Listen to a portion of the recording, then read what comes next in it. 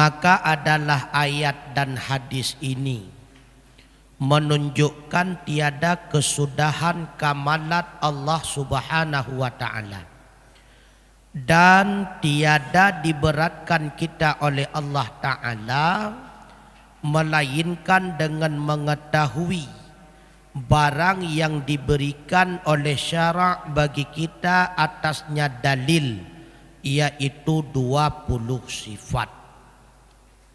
Jadi ayat yang pertama, wala yuhituna bihi ilman, tiada dapat meliputi dengan dia ilmu. Kemudian yang kedua hadis, subhanaka la ahsa sana'a alaika anta kama asnaita ala nafsika. Keduanya ini menjadi dalil bahwa sifat Allah tidak terbatas, sifat Allah tidak terhingga. Dan Syekh Daud bin Abdillah Al-Fatani di dalam kitab Durus Samin menuliskan dua dalil tersebut untuk menolak sebahagian pendapat yang mendakwakan bahwa tauhid Asy'ariyah dibatasi 20 sifat Allah. Lalu timbul pertanyaan bagi kelompok tersebut, kenapa sifat Allah itu dibatasi cuma sampai 20, padahal sifat Allah tidak terhingga? Makanya Syekh Daud bin Abdillah Al-Fatani di dalam kitab Durus Samin menjawab, sebenarnya sifat Allah itu tidak terbatas. Sifat Allah itu bukan cuma 20. La ahsa sana'a, tidak ada kemampuan bagi kita di dalam memuji Allah melalui sifat-sifatnya, karena sifat Allah tidak terbatas. Bahkan Allah berfirman, wala yuhituna bihi ilman, tidak ada satupun makhluk yang mampu meliputi ilmunya di dalam memahami segala sifat Allah. Cuma Allah memberatkan kita hambanya hanya 20 sifat. Kenapa hanya 20 sifat? Karena yang Allah berikan bukti sebagai dalil berupa ayat Al-Quran dan hadis Rasulullah yang menjelaskan tentang sifat zat Allah cuma 20. Maka yang tidak ada dalilnya maka tidak disebutkan oleh para ulama, sehingga menggugurkan atas kita dengan sebab karunia Allah, rasa kasih sayang Allah, taklif memberatkan kita dengan barang yang tiada didirikan bagi kita atasnya dalil, yaitu yang lebih daripada 20 yang lagi akan datang sebutnya. Padahal kalau seandainya Allah memberatkan kita, itu sah-sah saja. Akan tetapi Allah Maha Pengasih, Allah Maha Penyayang. Dengan karunia-Nya Allah kita tidak diberatkan. Sesuatu yang tidak ada dalilnya Allah tidak memberatkan kita. Artinya apa? Haram sesuatu bila mana diharamkan Allah. Halal sesuatu bila mana tidak tegaknya dalil secara pasti tentang haram. Apabila tidak diharamkan Allah, maka sesuatu itu tidak haram. Bila sesuatu tidak dihalalkan Allah, artinya diharamkan, pasti sesuatu itu adalah haram. Dan bila sesuatu tidak tegak dalil secara pasti haram, terbenar itu halal, terbenar itu makruh. Maka haram bila diharamkan Allah, halal bila dihalalkan Allah. Dan andai kata tidak ada dalil secara pasti yang mengharamkan, artinya tidak ada dalil qat'i memungkinkan terjadi khilafiyah, terbenar itu halal, terbenar itu makruh, terbenar pula itu haram. Maka bila ada dalil qat'i yang menjelaskan haram, itu pasti haram. Bila mana ada dalil qat'i yang menjelaskan halal, itu pasti adalah halal. Seperti Allah berfirman, halal jual beli dan haram riba. Berarti segala bentuk yang sesuai, sempurna syarat dan rukun jual beli itu halal. Sedangkan riba itu pasti haram. Tidak ada kilahnya, pasti haram. Segala bentuk riba mandum haram. Nah, kemudian tiada wajib kita belajar supaya kita ketahui satu-satu dengan tafsili. Karena tidak ada dalil yang menguraikan sifat Allah lain selain 20, maka Allah tidak mewajibkan kita untuk belajarnya. Tetapi wajib kita yakini bahwa sifat Allah tidak cuma 20, yang wajib. Beente sifat Allah pada 20, yang salah nunggu. Bahkan salah, Allah merupakan salah satu zat yang tidak terbatas, tetapi dibatasi dengan jumlah sifatnya. Salah. Zat yang tidak terbatas pasti memiliki sifat yang mulia, sifat yang menunjuki kesempurnaannya pun tidak terbatas. Kemudian melainkan yang 20 sifat ini juga, dan yang lebih daripadanya wajib kita ketahui lagi, kita i'tiqadkan Allah Ta'ala mempunyai beberapa sifat kamalat, tiada hingga dan tiada ada kesudahannya. Maka tiap-tiap sifat yang kesempurnaan itu bagi Allah, wajib baginya Allah bersifat dengan dia. Dan tiap-tiap sifat yang menunjuki kekurangan bagi Allah, tiada patut bagi Tuhan kita, bahkan itu mustahil ia bersifat dengan dia. Sedangkan sifat yang tidak didirikan dalil oleh Allah, yang tidak disebutkan dalil di dalam Al-Quran ataupun tidak ada hadis yang menjelaskannya, hanya sebatas kita meyakini secara ijmal. Artinya apa? Segala sifat yang menunjuki Allah sempurna itu semuanya wajib bagi Allah. Dan segala sifat yang menunjuki kekurangan bagi Allah itu mustahil bagi Allah. Maka mustahil Allah pendek, Allah panjang, Allah besar, itu mustahil bagi Allah. Karena itu semua menunjuki kekurangan bagi Allah. Mustahil pula Allah bertempat, karena itu menunjuki kekurangan bagi Allah. Kalau Allah bertempat, sama dengan Allah masih butuh kepada sesuatu yang lain. Itulah tempat. Seolah-olah seandainya tidak ada tempat, seolah-olah terjadilah kekosongan bagi Allah Ta'ala karena Allah tidak bertempat. Seolah-olah menunjuki Allah itu senantiasa terikat dengan tempat tersebut. Maka di manakah maha kayanya Allah? Sedangkan innallaha ghaniyun 'anil alamin. Allah tidak butuh kepada apapun. Allah tidak butuh kepada siapapun, kapanpun dan dimanapun. Makanya beriktikad bahwa Allah itu bertempat itu menunjuki Allah kekurangan. Makanya haram hukum nuku baik dia ada pegah ke kepi. Kemudian tiap-tiap kekurangan yang tiada patut bagi Tuhan kita itu mustahil ia bersifat dengan dia. Maka adalah wajib atas tiap-tiap mukallaf diketahuinya atas jalan ijmali jua, tiada jalan tafsili. Nah, jadi tidak wajib secara terperinci. Berapa pula sifat yang wajib bagi Allah yang menunjuki kesempurnaan bagi Allah, tidak ada batas. Cuma yang wajib diketahui secara rinci satu persatu cuma 20. Pakan 20 nyoho. Maka adalah yang 20 itu telah dihimpunkan ulama daripada Quran dan hadis. Jadi pakan 20 cuma yang wajib kita pahami. Sifat yang wajib bagi Allah, wajib kita memahaminya secara rincian. Kenapa? Karena setelah diperiksa oleh ulama, baik dari ayat Al-Quran ataupun hadis, sifat yang menunjuki tentang memahami zatnya Allah cuma 20 sifat. Sedangkan yang lain cuma sifat-sifat yang menerangkan tentang perbuatannya Allah. Jadi sifat yang memahami zatnya Allah hanya melalui 20 sifat tersebut. Yang pertama, wujud. Karena kenapa diawali dengan wujud?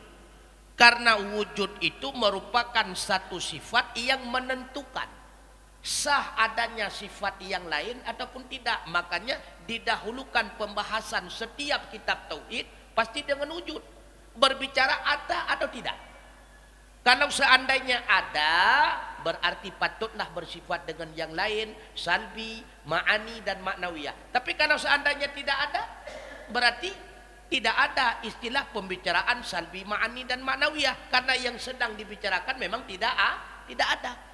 Maka dalam setiap kitab tauhid selalu dibicarakan kali pertama adalah wujud, ada atau tidak. Baik tak pahami lagi tanya untuk pakan wujud ile pembahasan. Wujud itu bukan ba'atih daripada zat.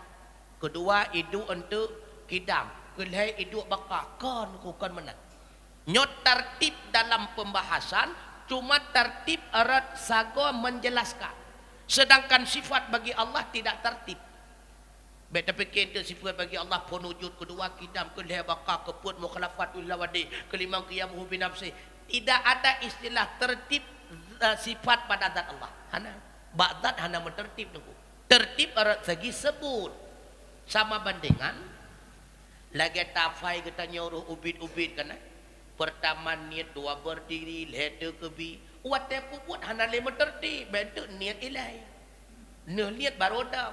Ledang baru dah kebi. Niat ilu wai pai. Jadi mentertib erat hafalan. Sedangkan erat sagopo buat niat takbiratul ihram dan berdiri bersamaan. Begitulah perbandingannya. Nah, jadi sifat bagi Allah tidak bertertib. Jadi salah anda mufhum tu. Jadi tertib erat sago menjelaskan erat sago uraian. Kenapa wujud pertama yang diuraikan dalam setiap tauhid? Karena wujud itu sifat penentu. Karena berbicara wujud berbicara zat sebenarnya ada atau tidak. Kalau pasti zat itu ada, barulah berlanjut kepada pembicaraan zat yang ada itu bagaimana, kidam atau baru, baqa atau fana. Nah, jadi itu pembicaraan selanjutnya. Yang pastinya zat ditentukan terlebih dahulu ada atau tidak. Makanya wujud mendukung pembahasan.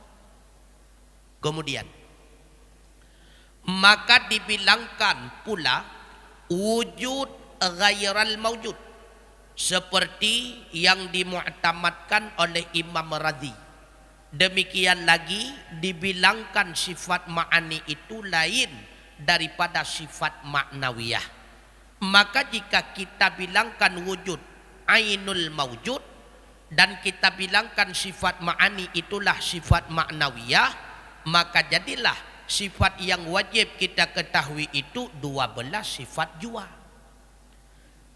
Jadi dalam kalangan ulama ahli sunnah ada terjadi perbedaan pendapat. Sebahagian ulama termasuk Imam Asy'ari, beliau mengkategorikan wujud itu adalah ainul mawjud. Wujud itulah diri zat. Beliau mengkategorikan wujud kepada sifat hanya di segi penyebutan, artinya di segi majaz. Pada hakikatnya wujud itulah in mawjud. Wategekun nami. Nami putra makna adami, itulah dirimu. Ada minuman, maksud ada minuman itulah diri minuman. Maka diri minuman dengan ada itu bukan sesuatu yang berbeda. Ada bukan sesuatu yang berdiri sendiri, minuman bukan sesuatu yang berdiri sendiri. Ketika dikatakan ada minuman, itulah diri zat minuman. Nah, yang kedua, sebahagian ulama juga berpendapat sifat ma'ani itulah diri maknawiyah.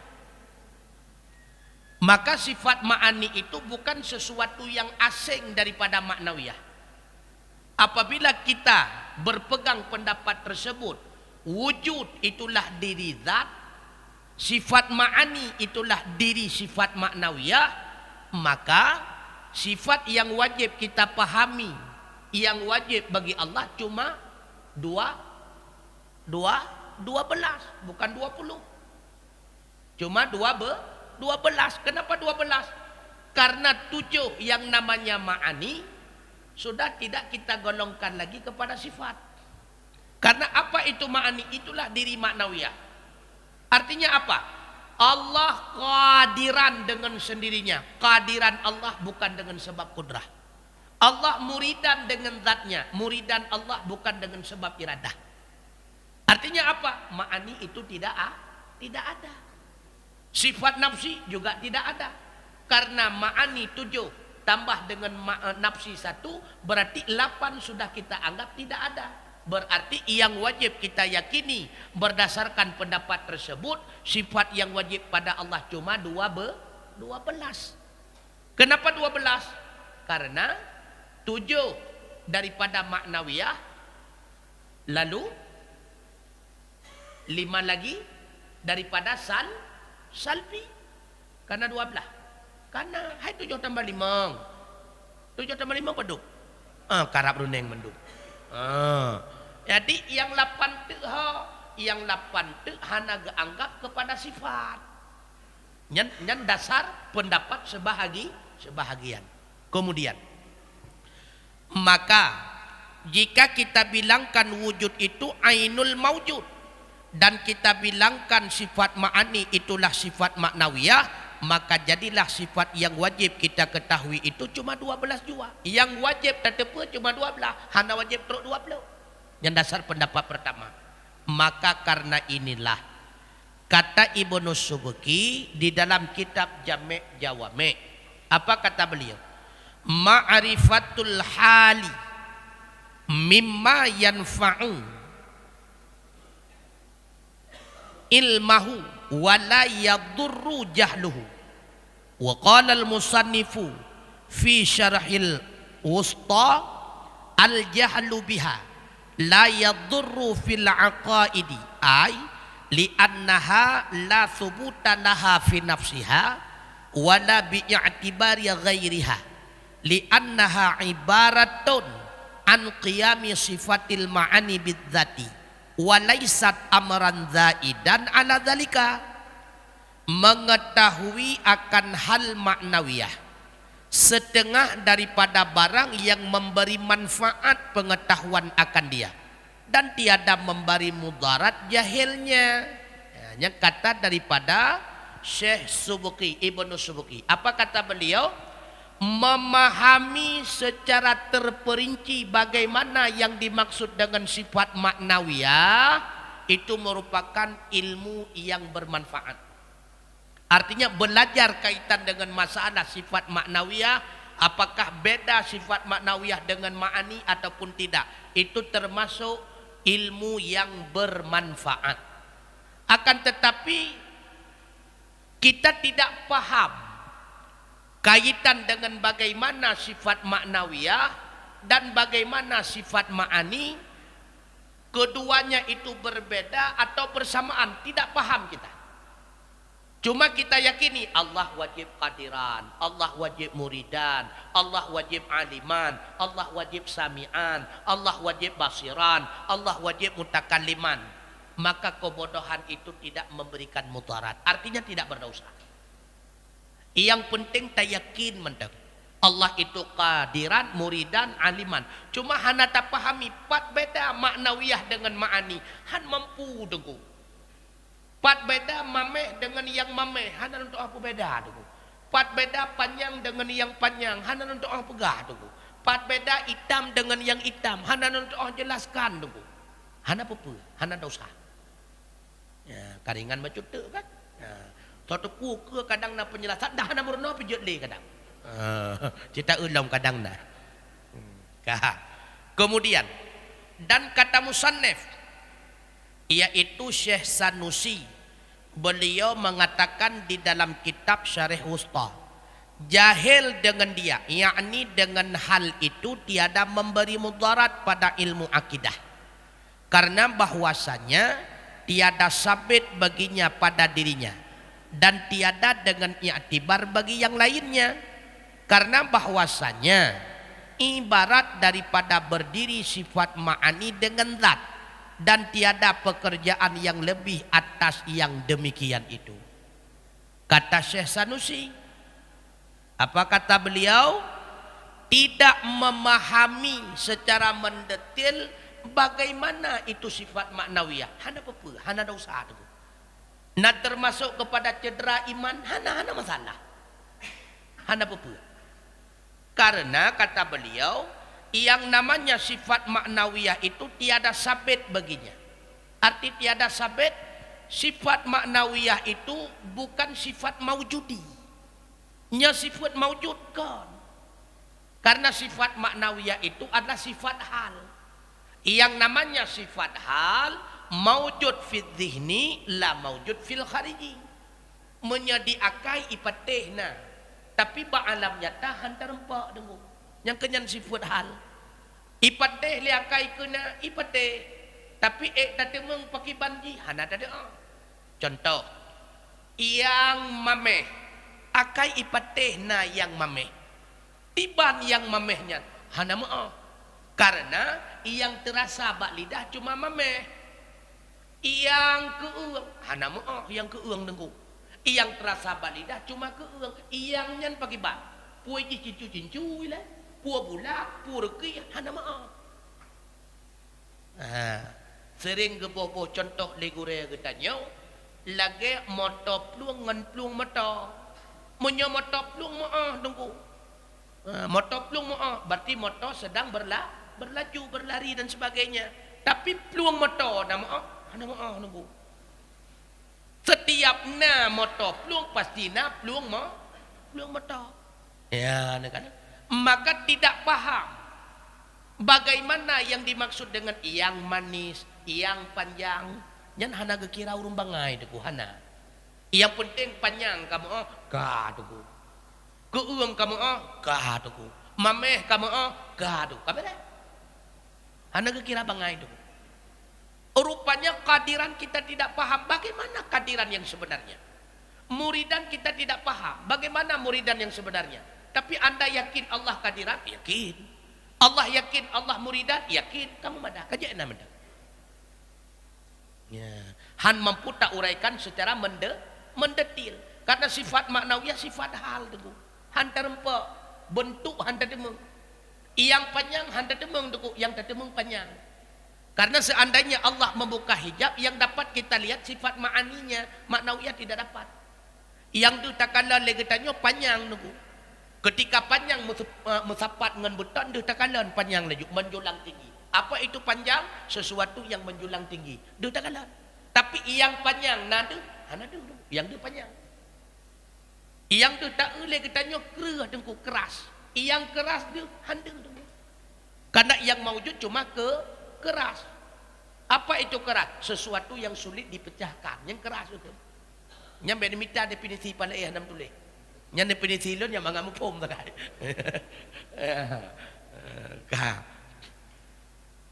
Kemudian kata beliau, sifat maknawiyah itu hanya ibarat berdirinya ma'ani pada zat. Itu menurut Syekh Sanusi. Ini pun terjadi khilafiyah. Karena menurut Syekh Sanusi, sifat maknawiyah itu bukan sifat pada hakikatnya. Bukan sifat yang terasing antara ma'ani dengan maknawiyah. Bukan. Sifat maknawiyah itu cuma ibarat. Apa itu ibarat? Kata lain untuk menyebutkan bahwa pada zat itu sudah ada ma'ani. Maka disebutlah maknawiyah. Contoh, untuk tanuk pegah tu, bak tameh kaidang sifat panjang. Kegelantau tanuk pegah bak tameh kaidang sifat panjang takun tameh yang panjang. Untuk tanuk pegah bak saka kaiduk sifat mameh. Karena panjang penjelasan, gula ini sudah ada padanya sifat manis, panjang tat penjelasan. Maka dibentuklah kalimat singkat untuk menjelaskan pada gula sudah ada sifat manis, dikatakanlah gula yang manis. Maka ibarat bahasa singkat yang lain untuk menjelaskan penjelasan yang panjang yang kenyanggepenan dengan maknawiyah itu kata Syekh Sanusi. Apa itu sifat maknawiyah? Hanya ibarat untuk mengatakan bahwa pada zat Allah sudah ada kudrah, maka dikatakan zat Allah itu kadiran. Untuk menjelaskan bahwa pada zat Allah ada iradah, maka zat Allah dikatakan muridan. Untuk menjelaskan bahwa pada zat Allah ada ilmu, maka dikatakan Allah itu aliman. Begitu pula sami'an, basiran, dan mutakalliman. Berarti amrun i'tibari. Kemudian, karena bahwasanya ibarat daripada berdiri sifat ma'ani dengan zat dan tiada pekerjaan yang lebih atasnya yang demikian itu. Menurut penjelasan Syekh Sanusi, apakah sifat maknawiyah itu adalah sifat yang lain? Tidak, kata beliau. Sifat maknawiyah itu digolongkan kepada sifat karena bukan zat. Pada hakikatnya dia itu bukan sifat yang lebih daripada ma'ani. Yang ada pada zat Allah cuma sifat ma'ani. Apa itu sifat pada hakikatnya? Sifat pada hakikatnya sesuatu yang lebih daripada zatnya yang hakikat itu. Sesuatu yang lebih daripada zat itulah sifat yang hakikatnya. Bagaimana maksud sifat itu sesuatu yang lebih daripada zat? Seandainya tidak ada sifat tersebut, zat tetap ada. Contohnya banget. Andai kata bak tamehnya watengku, hanai dua sifat panjang. Buton tamehnya na puhana tetap na. Cuma menyahanai dua sifat panjang menyebab makhluk hidup sifat en. Lagi contoh renang. Bak renang hidup sifat panjang. Hana itu sifat panjang bak renang. Zat renangnya na puhana. Nah, cuma ketika hana itu sifat panjang menyebab makhluk, pasti itu sifat lawan, sifat en. Oh wate et kala enan, kakali renang kekun posit gelawa. Kamu tahu? Artinya zat tetap ada. Sekalipun sifat itu tidak ada, zat tetap ada. Lagi contoh keriting. Keriting sifat dulu.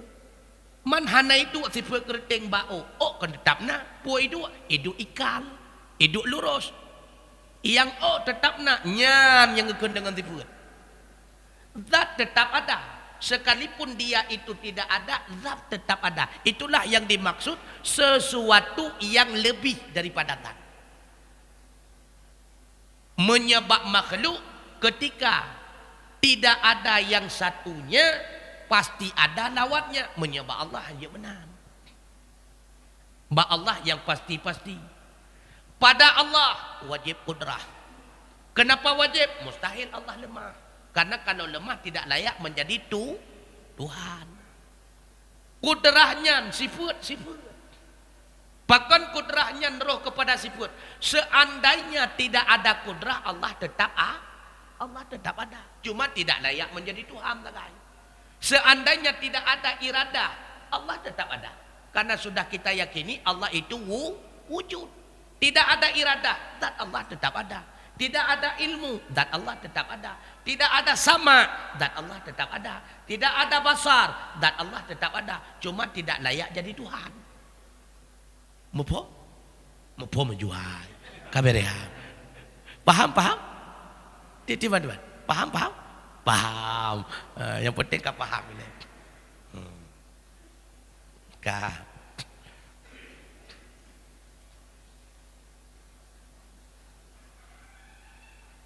Kemudian maka adalah padanya dikata keadaan Allah Ta'ala qadiran. Itu ibarat daripada berdiri dengan zat Allah Ta'ala dan tiada sifat yang lain lagi. Ya, yang menurut Syekh Sanusi. Dan atas kaul yang muktamad berbeda. Pendapat yang kuat dalam kalangan Asy'ariyah berbeda. Jadi yang kuat hal yaitu kaul yang muktamad berkata qadiran itu bukannya ibarat daripada berdiri kudrah dengan zat. Dan sungguhnya sifat yang lain yang sabit pada zihin tiada maujud pada kharid, dan tiada pula ma'dum pada zihin yang lebih ia daripada berdiri ma'ani dengan zat. Ini yang kuat. Jadi pendapat yang kuat dalam kalangan ulama Asy'ariyah, ma'nawiyah itu adalah sifat yang terasing, bukan ibarat. Jadi kadiran bukan ibarat berdiri kudrah pada zat, bukan. Kalau maksud dengan ibarat, kata singkat untuk menjelaskan berdirinya kudrah pada zat, itu arti daripada ibarat. Pendapat yang kuat, ma'nawiyah itu bukan ibarat, tapi ma'nawiyah itu adalah sifat yang lain, yang terasing sendirinya.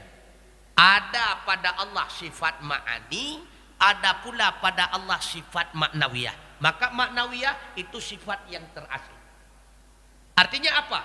Sifat ma'nawiyah bukan sifat ma'ani, sifat ma'ani bukan sifat ma'nawiyah. Cuma bedanya, kalau ma'ani itu maujud pada kharid dan maujud pada zihin.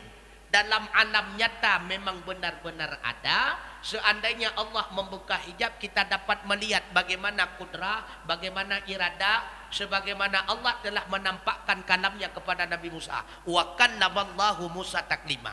Kalam itu sifat ma'ani, berarti sifat ma'ani itu maujud pada kharid, didapati dalam alam nyata seandainya Allah membuka hijab, dan kita dapati dalam alam zihin, artinya akal logika menerimanya memang benar ada. Sedangkan sifat ma'nawiyah adalah sifat hal. Kalau sifat hal itu cuma maujud pada zihin, tidak maujud pada kharid. Akal menerima itu ada, akan tetapi dalam alam nyata kita tidak dapati. Itu dimaksud dengan sifat hal. Contoh sifat hal tu, yang mangat lepi, dingin itu sifat hal. Ada itu dingin, tidak ada. Contoh mahal, cantik itu sifat hal. Dingin tidak ada, panas tidak ada, cantik tidak ada, mahal tidak ada. Itu sifat hal. Yang na petrasi tengku terasa menggigil. Yang na dingin na hana terasa menggigil yang na. Untuk menyebutkan keadaan badan terasa menggigil, dikatakanlah dingin tidak ada. Panas tidak ada. Yang ada putra badan terasa gerah. Yang na panas hana, untuk mengatakan badan terasa gerah dikatakan dengan panas. Yang sifat hal. Mahal tidak ada. Cantik hana. Yang na putrasi menurut urang, bahagia urang yang gekend dengan cantik, hidung mancung, muka oval, bibir kecil. Ini menurut kebahagiaan urang.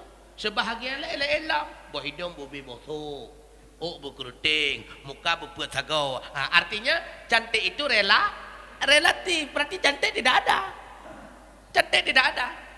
Ya, kadang. Maka ketika dikatakan cantik, akai terima kena. Pakai terima kena, terbayang liakai hidung mancung, babah hubit. Maka ipatih liakai kena. Lam alam nyata hantar temung tuku cantik. Itulah yang dimaksud dengan sifat maknawi, hal, keadaan. Semua sifat hal itu tidak maujud, tidak kita dapati dalam alam nyata. Semua sifat hal yang kita dapati sifat hal itu cuma pada zihin. Akal menerima itu ada, akal meyakini itu ada, akal memastikan itu ada, tapi dalam alam nyata kita tidak dapat. Itulah sifat hal. Paham nunggu kan? Apa kata mu juga ya? Kemudian